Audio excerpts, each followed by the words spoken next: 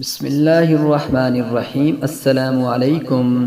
حضرت مولانا محمد ذکی کیفی صاحب مفتی اعظم پاکستان مفتی محمد شفیع صاحب کے سب سے بڑے صاحبزادے اور مفتی محمد رفیع عثمانی صاحب اور شیخ الاسلام مفتی محمد تقی عثمانی صاحب اور مولانا ولی راضی صاحب کے سب سے بڑے بھائی اور دور حاضر کے معروف شاعر سعود عثمانی کے والد گرامی تھے۔ حضرت مولانا ذکی کیفی 22 جولائی 1926 کو متحدہ ہندوستان کے مشہور قصبے دیوبند میں پیدا ہوئے۔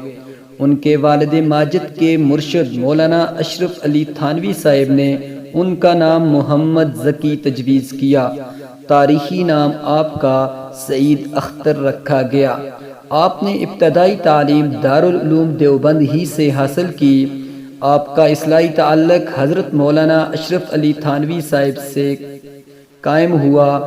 بچپن ہی میں آپ نے ان سے بیعت کی اور ان سے تصوف کی مشہور کتاب بند نامہ اطار سبکن پڑھی۔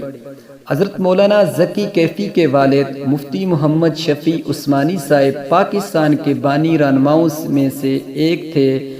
ذکی کیفی اپنے والد کے دستے بازوں اور قیام پاکستان کے پرجوش حامی تھے۔ سرحد ریفرنڈم، لاہور کانفرنس اور حیدرآباد کانفرنس میں وہ اپنے والد کے شانہ بشانہ رہے۔ اس کے علاوہ انہوں نے دیوبند کے نوجوانوں کے ساتھ مل کر ایک تنظیم بنائی جو فسادات کے دنوں میں رات کو پہرے دیا کرتی اور مسلمانوں کی حفاظت کیا کرتی تھی۔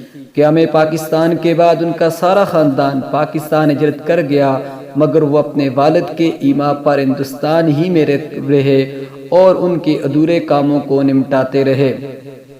تو اسی طرح آپ نے عید کے موقع پر اپنے اہل خانہ کے نام کچھ شعری انداز میں خط لکھا، جس میں آپ نے کمال شاعرانہ مہارت کے ساتھ اپنے جذبات کا اظہار کیا تھا۔ اور آپ کی وفات 24 جنوری 1975 کو ہوئی۔ اس کے مطابق آپ کی شعر گوئی کی عمر تقریباً 20 سال کا عرصہ ہے۔ آپ کو ان کے کچھ اشعار بھی